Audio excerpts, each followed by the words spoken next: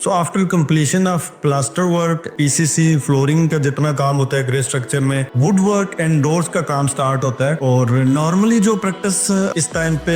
DHA के एक कनाल के घरों में की जा रही है, उसमें मेन डोर सॉलिड वुड का लोग प्रेफर करते हैं और अंदर के जितने भी दरवाजे हैं वो दरवाजे सारे वो सेमी सॉलिड के साथ जा रहे हैं। कुछ लोग स्पेसिफाइड सारे दरवाजे जो हैं वो सॉलिड वुड का भी करते हैं, लेकिन मेन डोर सॉलिड वुड का करने का ये फायदा है कि वो लॉन्ग लास्टिंग होता है। उसमें बाहर से टेम्परेचर, हीट, बारिश, इन चीजों को डायरेक्टली फेस करना होता है। जो अंदर दरवाजे होते हैं उनके ऊपर उस तरीके से टेम्परेचर का, एनवायरनमेंट का इतना इफेक्ट नहीं हो रहा होता, तो सेमी सॉलिड भी होते हैं। सेमी सॉलिड में ज़ाहिर है एमडीएफ या फिर आप कह लें कि आर्टिफिशियल वुड उसके अंदर यूज होती है, विडेड वुड यूज होती है, विद जो मेन फ्रेम्स होते हैं वो सॉलिड वुड के होते हैं। फिर कैबिनेट्स वगैरह क्या आ जाए, हमारे किचन होते हैं उसके अंदर आपकी कैबिनेट्स बनती हैं, आपके वॉशरूम्स के अंदर कैबिनेट्स वगैरह बनती हैं, वार्डरोब्स वगैरह जो आपके कपड़े रखने के लिए, स्टोरेज के लिए, तो वो तो सारी एमडीएफ शीट्स के साथ ही बनती हैं। उसमें भी आपको प्लाईवुड यूज होती है और देयर आर मल्टीपल कंपनीज जैसे अल्लूर है या फिर रेजेंडार की है, जिनकी शीट्स के फ्रंट के जो कह लें दरवाजे होते हैं वो डिजाइन में लोग पसंद करते हैं और बैक जो होती है वो चिपबोर्ड के अंदर वो कर लेते हैं। नॉर्मली पाकिस्तान में एशवुड अवेलेबल है, पड़तल है, येलो पाइन है, रेड ओक है, अफ्रीकन टीक है। सो